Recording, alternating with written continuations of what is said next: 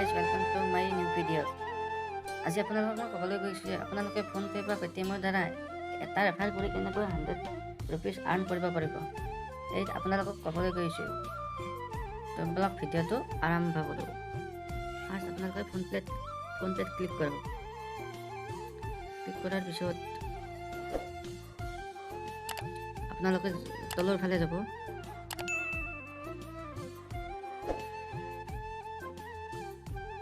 ইয়াত আপোনালোকে দেখা পাব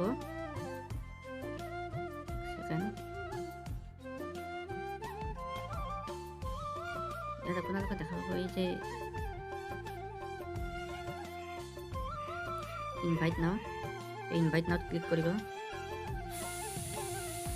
ক্লিক কৰাৰ পিছত আপোনালোকে হোৱাটছএপেদি হওক কাৰোবাক ৰেফাৰ কৰিব। এই হোৱাটছএপেদি ৰেফাৰ কৰিব। কৰাৰ পিছত আপোনালোকক মই এইখিনি কাট কৰি দি আছোঁ। ৰেফাৰ কৰাৰ পিছত এনেকুৱাকৈ আহিব। এই লিংকটোত আপোনালোকে ক্লিক কৰিব। এই লিংকটোত আপোনালোকে ক্লিক কৰিব। ক্লিক কৰাৰ পিছত মই এনে দেখাই দিছোঁ, মোৰ অলৰেডি কৰা আছে এইবিলাক।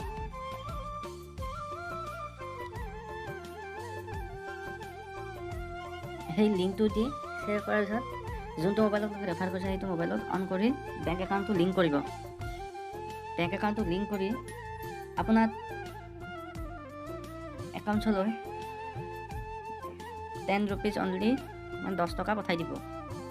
পঠাই দিয়াৰ পিছত আপোনালোকে 100 ৰুপিজ পাই যাব, মানে 100 টকা আপোনাৰ একাউণ্টত পাই যাব। তো ভিডিঅ'টো আপোনালোকে চাওক বা চাই এই ট্ৰিকটো কোনো ফেক নহয়, আপোনালোকে কৰি চালে নিশ্চয় গম পাব।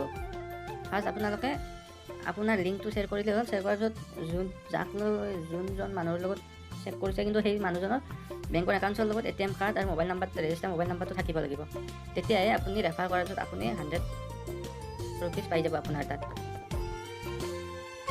তো ভিডিঅ'টো চাই ভাল লাগিলে লাইক, শ্বেয়াৰ আৰু ছাবস্ক্ৰাইব কৰিব আৰু কমেণ্ট কৰি জনাব আপোনালোকে পাৰিলে নে নাই।